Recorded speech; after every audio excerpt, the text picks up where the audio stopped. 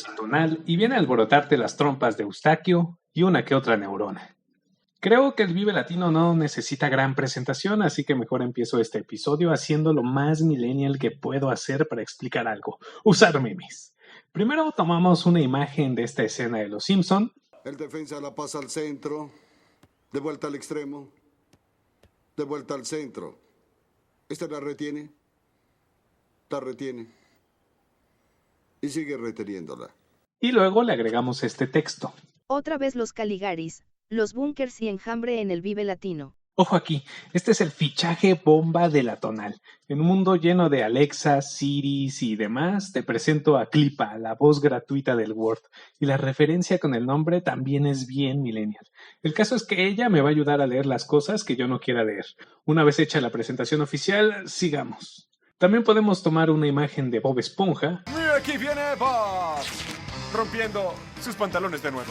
Y le agregamos este texto. Y ahí viene el Vive Latino con los Caligaris, los Pericos, Café Tacuba y Enjambre, otra vez. Creo que ya quedó claro de lo que quiero hablar. Existe una idea muy popular desde hace varios años de que el Vive Latino repite una y otra vez a las mismas bandas. No quiero hacer el cuento largo, me puse a analizar los carteles y la conclusión es clara. Vive Latino sí tiene una tasa alta de repetición de presentaciones. De ese tema trata este episodio. Pero no solo de eso, también quiero dar un paso adelante y checar por qué. La onda va a estar así. Primero te voy a platicar cómo están las estadísticas en cuanto a repetición de bandas y presentaciones en el Vive.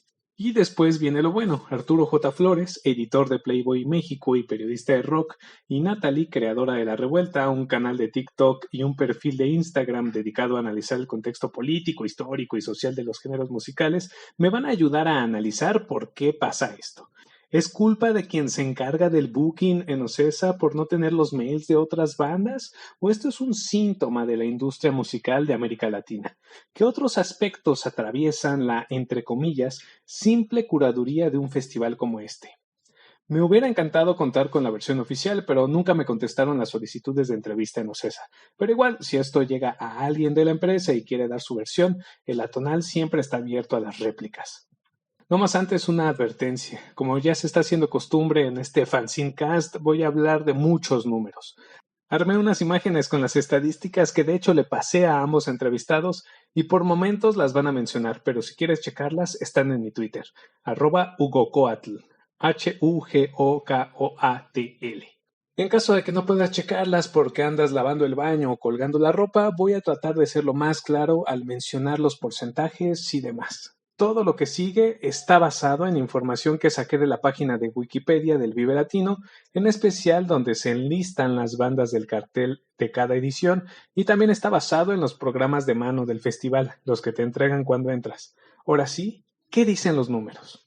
En 24 ediciones del Vive Latino se han llevado a cabo 1,781 presentaciones, es decir, 1,781 veces ha habido músicos y músicas que se han subido a alguno de los escenarios principales del festival a tocar en vivo, que estoy tomando en cuenta como presentación.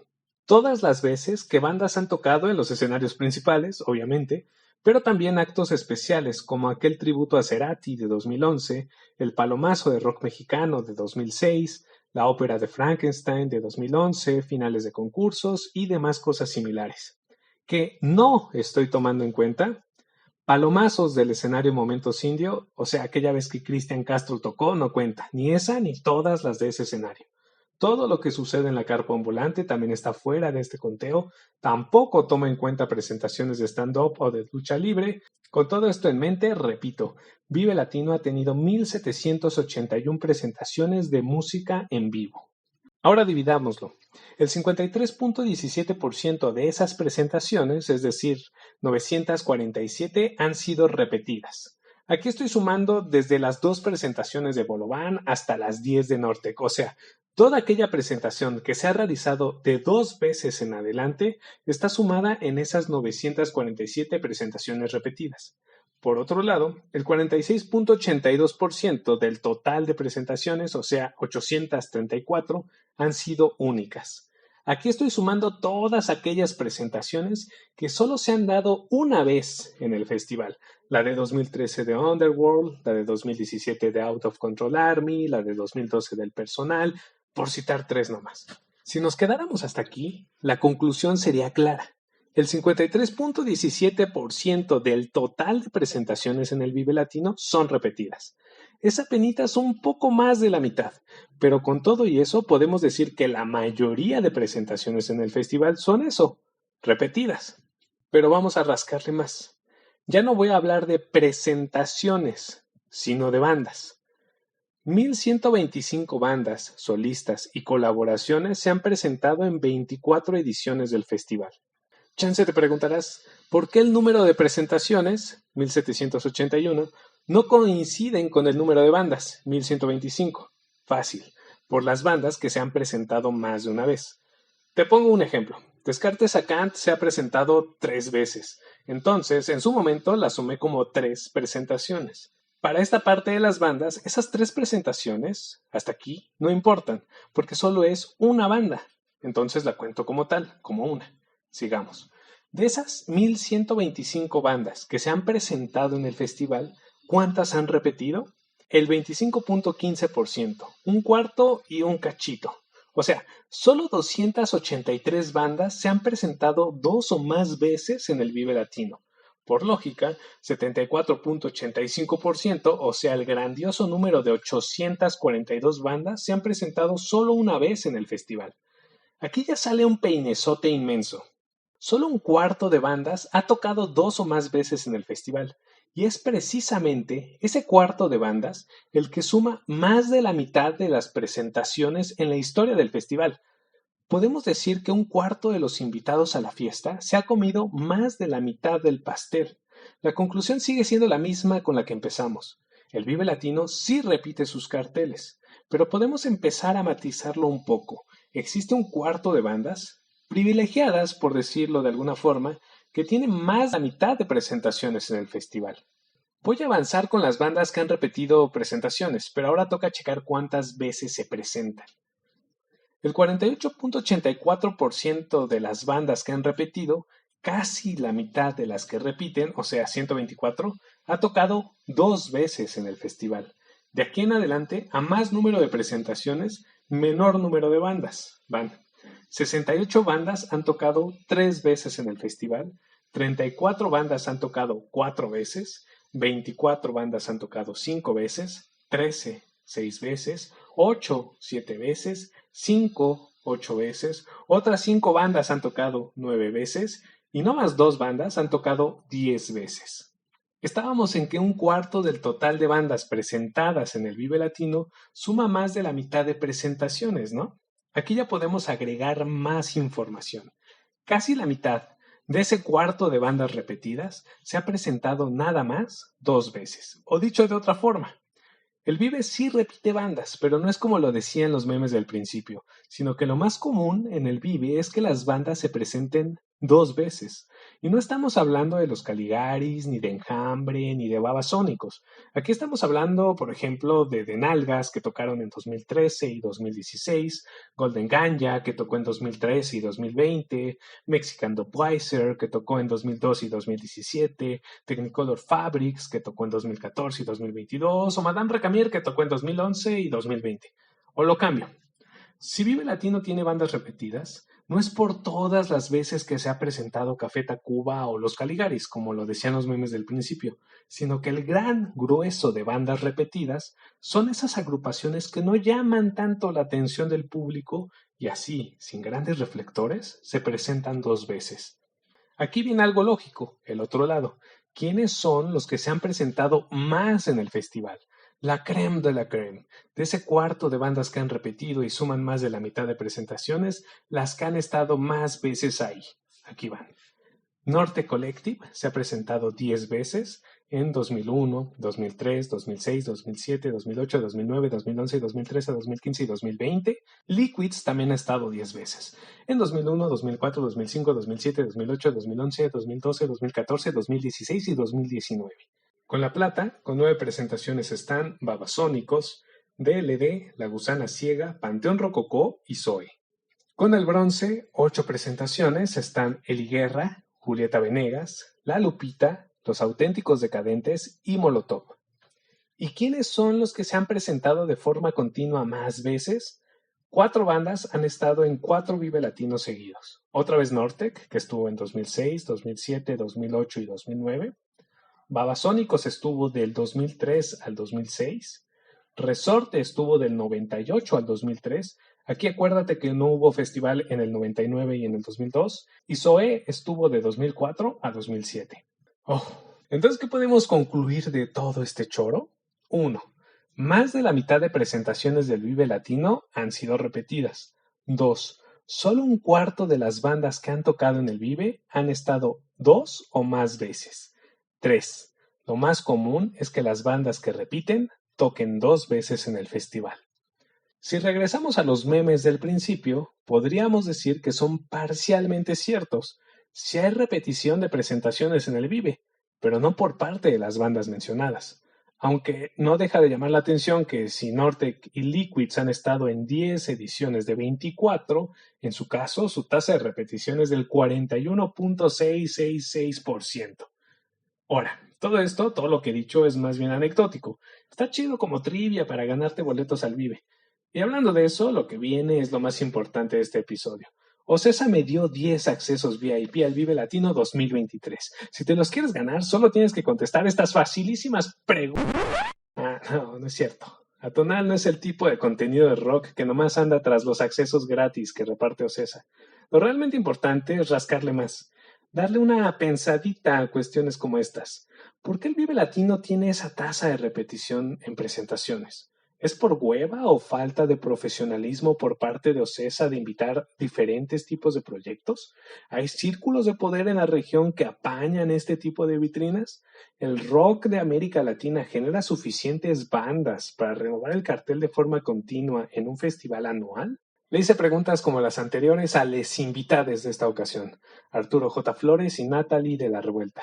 Vamos a ñoñar de la industria en América Latina y como siempre, tanto Arturo como Natalie son responsables de sus opiniones y comentarios. Aparte, no representan necesariamente lo que yo pienso.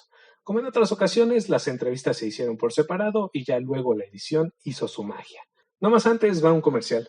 Supongo que si estás escuchando esto es porque te late el rock en español o el rock latino o de menos te interesa este tema. Te recomiendo que te des el rol por el episodio de La Tonal, el rock latino que ignoramos, dedicado a Honduras. 2 horas llenas de la historia, diversidad y propuestas que el rock catracho tiene que ofrecer a la región y que la neta por lo general pasamos por largo. Por ejemplo, va un dato relacionado con el Vive. ¿Sabías que en todas las ediciones del Vive Latino no ha tocado ni una sola banda hondureña? Así andamos. Ahora sí, vamos al centro chicloso. Lo primero es conocer qué lectura hacen, primero Arturo y luego Natalie, de todos estos datos. ¿Con qué se quedan? Hay mucha gente que se ha puesto a cuestionar los carteles, no solo del Vives, sino en general, ¿no? De varios países. Es que siempre son los mismos headliners. Bueno, ok. ¿Y a qué responde eso? Pues a que son los únicos artistas que te pueden garantizar tener gente en un escenario grande en determinada hora y que te van a vender boletos, que finalmente eso es lo que quieren, ¿no? Cuando viene gente muy idealista o muy romántica, es que no están apoyando nuevas propuestas. Pues es que yo no creo que tengan por qué hacerlo. O sea, perdón, el Vive Latino es una marca registrada, es un festival privado hecho con capital privado. O sea, no se trata de ningún tipo de fundación ni nada por el estilo. Digo, además, en todo caso, la culpa ni siquiera es de quien lo está exhibiendo, sino la culpa es de quien lo consume. Porque si el empresario tuviera la seguridad de que arriesgando con nuevas propuestas se le van a vender los boletos, se le van a llenar los escenarios, se va a consumir la cerveza, pues las pondría. Ahora sí que al público lo que pida, ¿no? ¿Por qué se repiten tanto? Pues porque veníamos de una época en la que no había tanta música dada a conocer de manera tan masiva. O sea, no quiere decir que cuando hubiera Molotov no hubiera muchas bandas, había infinidad, pero no podían distribuirse de la misma manera en la que se puede distribuir una banda independiente hoy porque no había internet. Entonces, a Molotov lo sigue mucha gente porque la gente oía el radio, veía MTV y ahí estaba Molotov. Y hay otras bandas muchísimo más en underground. No sé si tú ubicas a Escarbarme, por ejemplo. No. Fíjate. O sea, Escarbarme era una banda muy buena que existió, era contemporánea de Molotov, pero obviamente pues no trascendió más allá, porque pues ¿quiénes conocemos a Escarbarme? Pues los que íbamos a sus conciertos y ya, y que teníamos el cassette. O sea, no hay nada, o sea, vaya, no había nada, ninguna manera de que llegara a muchísimas personas para que llenaran un festival. Pues no. Si no era un amigo que llegaba y te decía, mira, escucha Escarbarme, ah, órale, me gustó, ¿no? Eso ya pasa hoy. O sea, Brati, que ahorita ya está llegando a Coachella, es el ejemplo, o sea, Brati se difundió de una manera viral, brutal, entre las personas. O sea, no hubo una gran ahorita ya está con una empresa grande, pero al principio no había una disquera, no había o sea, fue orgánico, pero eso no pasaba antes. Yo sí puedo entender que Brati dentro de 20, 25 años sea un gran headliner, pero pues todavía falta mucho tiempo para eso, ¿no? Pues, ¿por qué se repiten tanto? Es más, es muy, muy, muy sintomático. Voy a citar las cifras que me pasas, pero por ejemplo, Babasónicos, Resortes, Zoé, este, ¿quién más está por ahí? A ver, Nortec, ¿no? O sea, eran bandas que sonaban en la radio, que los videos estaban en la tele, pues obviamente todos los conocíamos. ¿Y qué pasa? Pues que más allá de que te gusta la música, porque evidentemente todo parte de la música, pues también hay una carga emotiva. O sea, ¿por qué te gusta Molotov? Pues porque te recuerda a los días de la prepa. ¿Por qué te gusta Nortec? Pues porque te recuerda a las fiestas. ¿Por qué te gusta X o Y? ¿Sale? Y por eso, y porque la gente que tiene poder adquisitivo ya tiene una edad en la que le gusta ir a ver la música con la que creció. Sí hay gente de mi edad y hasta más grande que le gusta descubrir cosas nuevas, pero la mayoría, el público masivo, no es así. O sea, yo tengo primos que tienen 50, 60 años y que siguen oyendo Police, ¿no? O sea, y se quedaron ahí. Y habrá quien los critique, yo creo que está bien, pues, o sea, ya es gente que ni se dedica a la música ni está en el ambiente, son abogados, contadores, pero les gusta su música y se vale, ¿no? Entonces, pues nada, yo no creo que esté mal, puedo entender por qué sucede, pero también sé que va a cambiar. O sea, que los headliners de los festivales en un futuro, pues van a ser otros, ¿no? Y se van a medir de otra manera. Ahorita que veo, por ejemplo, en otra gráfica que dice, 5 bandas se han presentado 8 veces, 2 bandas se han presentado 10 veces, 13 bandas se han presentado 6 veces, y así nos va diciendo más o menos cuántas bandas y cuántas veces se han presentado. Pues para mí representa que el cártel sigue siendo muy cerrado. O sea, me habla de que el cártel va a tener a las mismas bandas con las que ya ha venido trabajando años atrás, cubriendo se podría decir que el papel estelar. O sea, como lo que te decía de los fabulosos Cadillacs. Yo siempre veo que las bandas más grandes que traen suelen ser las mismas. O sea, es muy raro, como que meten así las mismas y de repente uno que sale un poquito, ¿no? En este caso tenemos a Red Hot, entonces me parece que ellos no habían estado, pero en ocasiones anteriores veo otros que digo, bueno, o sea, 2 minutos y ya se ha presentado ahí, no sé quién más podremos hablar. Bueno, Resorte, aunque no es no tiene el mismo impacto que los Red Hot, pero también ya se ha presentado varias veces. O sea, como que yo de repente veo casi al mismo y llegan a cambiar un pequeño porcentaje. En las últimas imágenes que me mandaste, tenemos algunas bandas junto con su histórico de años en los que se han presentado. Entonces, yo creo que aquí podríamos decir desde un punto, o yo podría decir desde un punto de vista muy personal, que estas bandas las tienen de cajón porque son las acreditadas. O sea, justo, no son las que van a ser o sea, la cabeza del cartel, pero están tan bien acreditadas con el público que te van a ayudar se puede decir que como que a asegurar que les va a llamar la atención el cartel y que van a asistir. Por ejemplo, como es el caso de Panteón Rococó. A donde lleves a Panteón te va a jalar muchísima gente, ¿no? Que lo mete en el Skatex, que en el Vive Latino, que aquí y allá y demás, sus presentaciones por sus 15 años, por sus 20 años y demás. Entonces, yo creo que, por ejemplo, estas bandas que dices que si bien no van a ser los estelares, pero van a estar ahí cubriendo la mayor parte del evento, pues ya están muy acreditadas con la gente y en el mismo Vive Latino, por lo cual yo creo que también regresamos a la parte de caer como en lo repetitivo, de que vemos a lo mismo y lo mismo y lo mismo.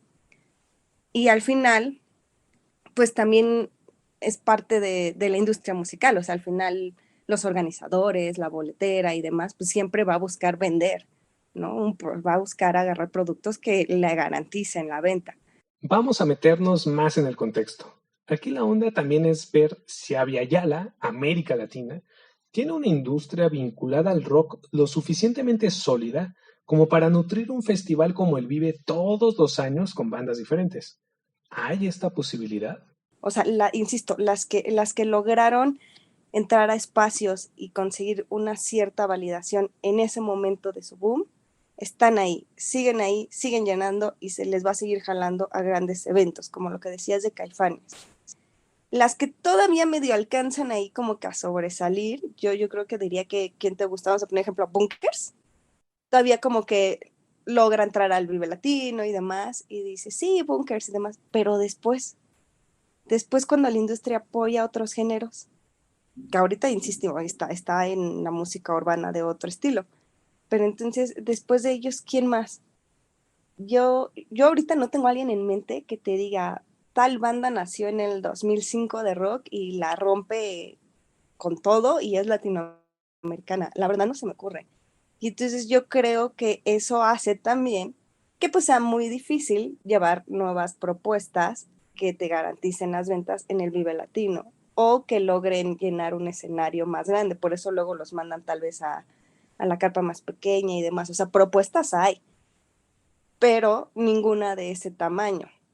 Que aquí también me atrevería a decir que yo creo que tiene que ver con que la generación que le toca ese tipo de rock se queda en un concepto de que ya no es más abierta o no tiene la apertura de también de escuchar nuevas propuestas. Entonces son muy fieles a lo que ya, con lo que crecieron, ¿no? A lo que fue de su generación, pero no apoyan a las nuevas bandas. O sea, ese nicho se va haciendo pequeño, pues sí, no van a escuchar nuevas bandas, o luego tampoco pagan el cover, o simplemente ya no les interesa porque dicen, es que, no, pues los buenos eran fulanito de tal, esta banda suena igual, ¿no? Cositas así que yo creo que impiden que las nuevas propuestas logren tener un mayor impacto. Necesitas generar primero el público que tenga ganas de ir a ver una, a un artista a un gran festival. Y son pocos, ¿no? O sea, ahorita todavía no lo hemos generado. A lo mejor por eso ahorita es Zoé y los Babas, ¿no? Pero yo no dudaría que en el futuro, en algún momento, y a mí la banda no me gusta, pero les reconozco. Little Jesus, por ejemplo, Porter, él mató a un policía motorizado. O sea, yo creo que sí, lo que pasa es que pues, todavía no sucede, pero pues es porque ahora se construye más lento. Antes una banda podía explotar en un mes, ¿no? Hoy día no. Hay tantísimos contenidos a la mano que para que algo realmente explote, híjole, tiene que pasar más tiempo y más cosas. En un mundo tan desigual como en el que vivimos y en una región como la nuestra, tan acostumbrada a los cacicazgos en los que una persona o círculo de personas se apropian de un terruño y se sienten dueños de este, vale la pena reflexionar. ¿Hay círculos de poder en el rock latino que dominen el acceso a vitrinas como el Vive? Y con esto de círculos de poder me refiero a todo, desde músicos hasta empresas. ¿Qué papel tiene eso de las relaciones públicas en todo esto? Pues mira, sí, evidentemente hay eso que dices, o sea, no, o sea, sí hay, o sea, tienes que conocer a la gente, como en cualquier industria, ¿eh? O sea, también para que seas escritor y para que seas artista plástico y estés en lugares, pues tienes que conocer a las personas y hacer que las personas te conozcan. Pero más allá de eso, volvemos a lo mismo. O sea, es que hay una cosa que sí, de verdad, eso es incontrolable y es el hacer que alguien, primero que compre un boleto y dos, que ya que lo compró, vaya y se pare delante de un escenario. O sea, tú puedes tener todos los conectes del universo y te meten a un festival. Si la gente no te va a ver, no te va a ver. ¿Eh? O sea, no quiero dar nombres ni quiero dar detalles, pero ahí te va. Un amigo muy querido, por ejemplo, que tiene una banda, logró por esto que dices, de relaciones públicas, tocar en un gran festival, pero tocó a la 1 de la tarde porque evidentemente pues su nombre no es reconocido, no es una gran... Y tocó en un escenario principal de un gran festival con un gran equipo, con un gran rider, con un gran backline. ¿no? Con pantalla, su imagen salía en una pantalla inconmensurable y había 80 personas, ¿no? Que seguramente no llegaron atraídas por él y por su banda, sino pues porque no había otra cosa a esa hora, ¿no? Eran los tempraneros que llegaron a la 1 de la tarde. Entonces, pues sí, o sea, podrán decir lo que quieran. Caso de Liquids, o sea, pues, o sea, obviamente, pues han repetido tantas veces porque hay mucha gente que los va a ver. O sea, perdón, en el Hell and Heaven tocó Panteón Rococó. Y hay mucha gente que es muy true del metal, que qué rayos están haciendo ellos ahí, que no sé qué. O sea, sorry, cuando estaba Panteón Rococó, eso estaba, pero vomitando gente. O sea, estaba tan lleno que como en el escenario donde ellos tocaron, que no es el principal, no es el Hell y el Heaven Stage, sino no me acuerdo cómo le pusieron ese otro, pero era como después de los principales era el siguiente en importancia en tamaño, pero no es tan grande para tener repetidoras, o sea, solamente tiene el sonido de escenario, no tiene una repetidora a la mitad, como los escenarios principales. Pero había tanta gente que ya no se escuchaba el grupo. O sea, la gente cantaba las canciones y oías el canto de las personas que estaban alrededor tuyo, pero ya no escuchabas al grupo. Entonces, pues sí, ok, a lo mejor llegaron ahí por Connect, o sea, estoy especulando, no estoy diciendo nada. Yo creo que les hablaron porque perfectamente sabían que ellos podían causar eso, ¿no? Pero vamos a suponer, ¿no? Vamos a suponer que llegaron ahí por RP. ¿Cómo controlas que la gente se vuelva loca para verlos? Eso no es RP. Eso se llama, ya entraste en lo que se llama gusto popular y eso es incontrolable. Hay muchos artistas a los que les han metido infinidad de cantidades de dinero y no pegan. O sea, cuando las cosas no están destinadas a no pegar, no pegan. No importa cuánto dinero le metas, no importa cuánto metas la canción en comerciales, en tonos en ringtones, no pegan. Yo creo que para dedicarte a la música necesitas, para empezar, solvencia económica y contactos. No es tan fácil. Yo creo que son muy pocas las personas que han logrado entrar a la industria musical sin tener a la mano los contactos necesarios o por lo menos un cierto capital para invertir. Entonces, desde ahí yo creo que ya hablamos de que es poco accesible para todos, ¿no? O sea, para el público en general.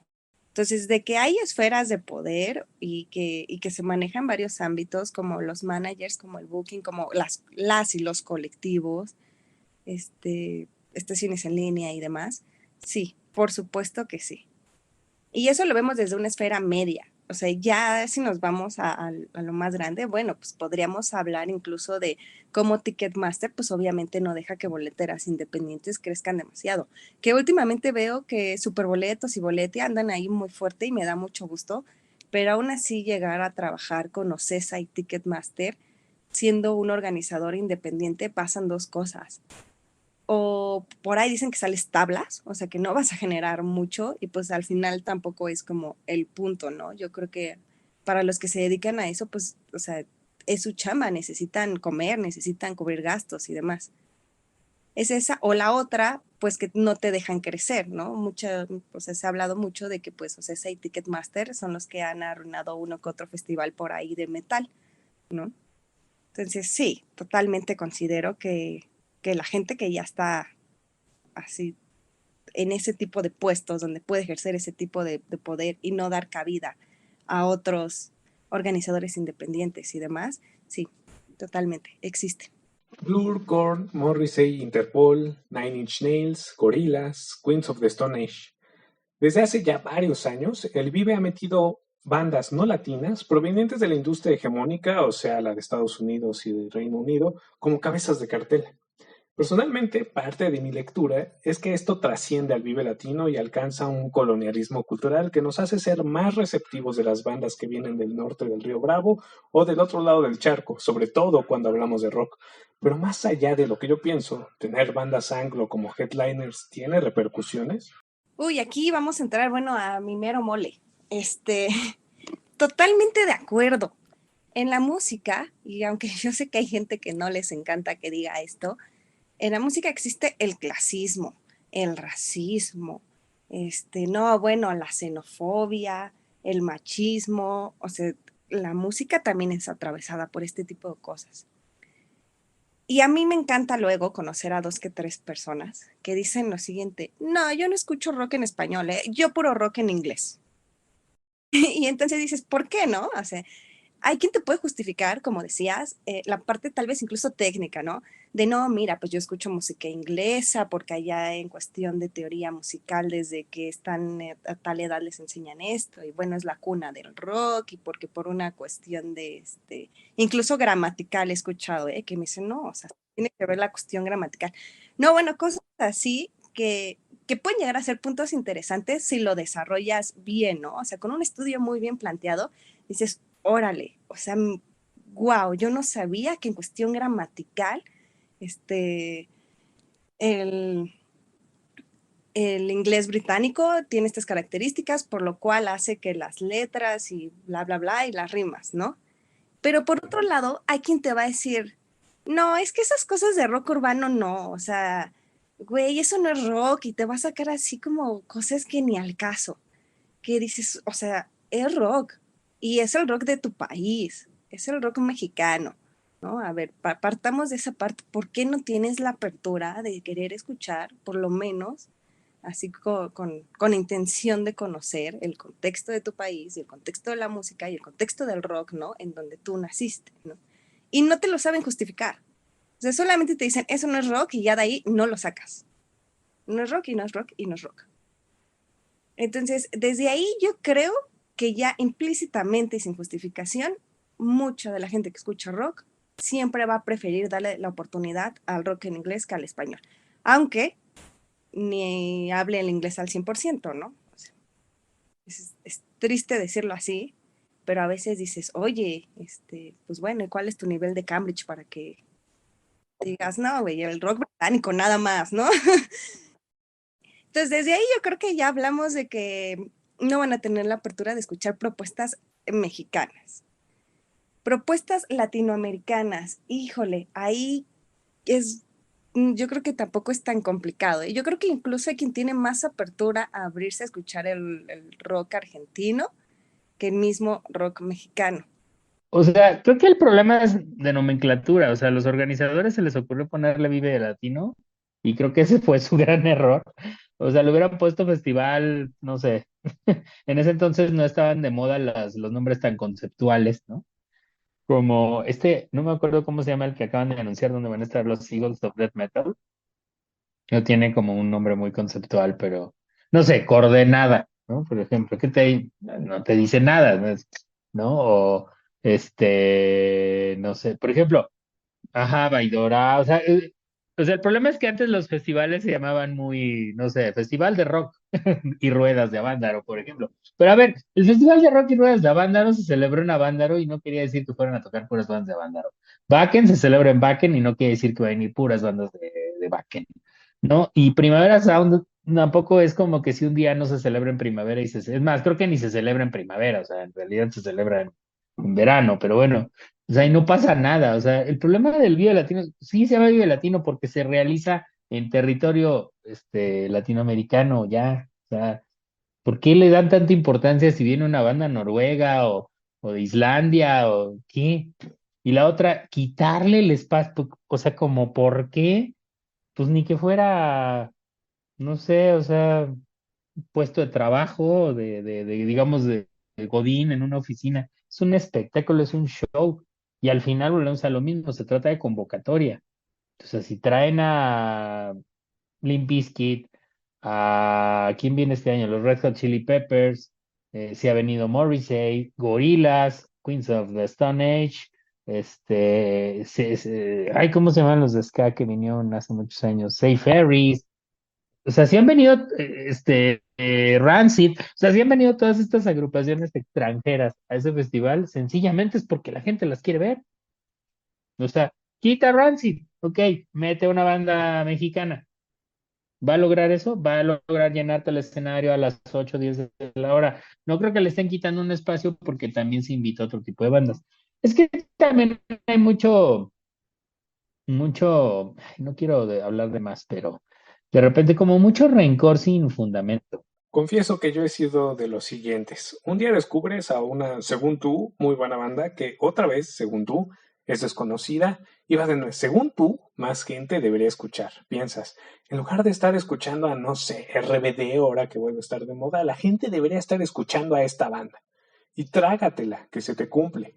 Al siguiente día tu prima, la más fresa, está escuchando sus rolas, ves que tocan en Hoy, las entrevistan en los 40 principales, venden sus playeras en Liverpool y hasta Maxine Woodside habla de ellas o ellos. ¿Y qué piensas tú? ¿Qué bueno, lo lograron? Nel. La neta, lo más probable es que pienses algo como se vendieron, perdieron sus ideales, ya se olvidaron de sus orígenes. Esta especie de bipolaridad del público rockero mexa es rara. ¿Queremos que más gente escuche a nuestras bandas favoritas o nel? ¿Queremos que llenen estadios o nel? Y cuando hablamos de un tema como este, en el que el Vive o cualquier otro festival necesita bandas reconocidas por las que la gente pague un boleto, pues se necesita que las bandas salgan del nicho, que tengan cierto nivel de comercialidad, que para algunos sectores del público mexa es peor que la kriptonita. Entonces, ¿cómo afecta esto? Tengo muchos amigos músicos, yo no conozco a ninguno que diga, ay, ojalá no pegue. Ojalá yo me quede tocando para mis 100 personas siempre, que me gustan y me aprecian y me... No, para nada. Todo el mundo espera que llegue a la mayor cantidad de personas, ¿no? Artísticamente y también esperan vivir bien, holgadamente, de su trabajo. Entonces, yo creo que ni siquiera creo que sea responsabilidad del público porque el público ni lo puede controlar. O sea, el que diga, yo dejé de ir a ver a Tame Impala porque a todo el mundo le gusta, pues está bien, estás en tu derecho. Yo no creo que a Tame Impala le importe en lo más mínimo porque hay 2 millones de personas que sí los van a ir a ver. Entonces, no sé si realmente hay una responsabilidad del público, que hay quien se enoja porque de repente sale el sol, ¿no? O en mis tiempos, en siempre en domingo y tal, pues eso siempre pasa, pero X. O sea, yo creo que el artista tiene todo el derecho, eso sí, de elegir dónde salir y dónde no, y en qué condiciones. Hay videos divertidísimos de Nirvana, me acuerdo, y de Muse, de esos dos artistas, burlándose en televisión del playback que los obligan a hacer. Entonces, porque hubo un momento en que las disqueras sí condicionaban o obligaban a los artistas a participar en situaciones en las que ellos no estaban tan de acuerdo. Ahorita creo que ya eso está muy difícil. La independencia sí les ha traído muchísimo más libertad y poder de decisión sobre su música, sobre su persona, sobre su imagen, ¿no? Entonces, yo creo que eso pasa porque naturalmente el rock es una contracultura. A mí me gusta ese término, que yo ya les he explicado que, por ejemplo, la cultura alternativa va a tomar elementos de la cultura hegemónica, que es la cultura, lo establecido, lo que dices, esto está bien, y lo va a adaptar a otro tipo de forma de vida o de ver las cosas o de ideales. Mientras que la contracultura lo va a tomar y se va a oponer directamente y va a decir, a mí esto no me gusta, a mí por eso me gusta el término contracultura. Y yo creo que el rock tiene mucho de eso. O sea, nació así de, estoy en contra de esto, del sistema, del no sé qué, de los valores, ¿no? En México, de los valores tradicionales y demás.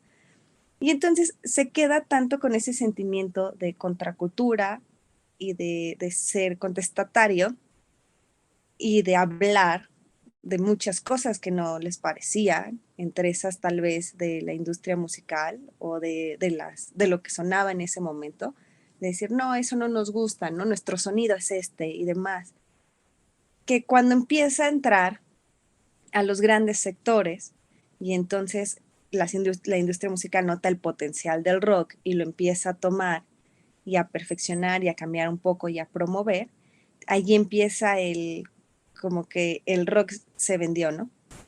El rock está muerto, el rock se está acabando porque está perdiendo ese ideal. Ya está vendido, ya, o sea, ya no son lo mismo porque ya no tocan en Hoyos Funky o esta banda ya no es la misma porque antes hablaba de esto y ahora ya que está ahí en la industria ya pues ya no es lo mismo. Por ejemplo, ahorita ya hablamos de cómo lo percibe tal vez las bandas, ¿no? De no quererse vender o de que sí lo hacen y entonces ya son concebidos como que vendidos y demás. Pero, ¿cómo llevamos esa problemática a los núcleos más pequeños? Porque existe. Ahí es donde yo diría que, híjole, los rockeros son muy fieles a su género y los pop y los metaleros. Insisto, son fieles al género, pero con las bandas que ya están bien posicionadas, las bandas que ya están bien acreditadas, pero no con las emergentes. O sea, es muy difícil que bandas que empiezan a tocar en bares de punk puedan despegar a través del apoyo del público, porque muchas veces ni siquiera te quieren pagar los 30 pesos de cover. Y luego, insisto, o sea, hay mucha crítica a las bandas emergentes, así de que no es que eso no es punk, no es que no sé qué, o ellos mismos dentro de su idea de que quieren ser muy punks y no quieren venderse, y tienen todavía aparte la idea esta autodestructiva del punk de Sex Pistols, pues bueno, ¿no? Pasan cosas como que pues no llegan a tocar, que el vocalista ya está bien borracho, que ya se desconectaron. Y bueno, todo un rollo que dices, no, hombre, pues es que también así no se puede. O sea, de por sí la banda True no te quiere apoyar pagando los 30 pesos de cover que están cobrando por estas bandas emergentes y luego tú llegas así. No, pues ¿cómo? Sí, puede. Sí, es una problemática que existe en el rock y yo creo que va a seguir, ¿eh? O sea, ya es parte de cómo ya se ha formado la escena hasta ahora. Vamos bajando la cortina después de este mero repasón.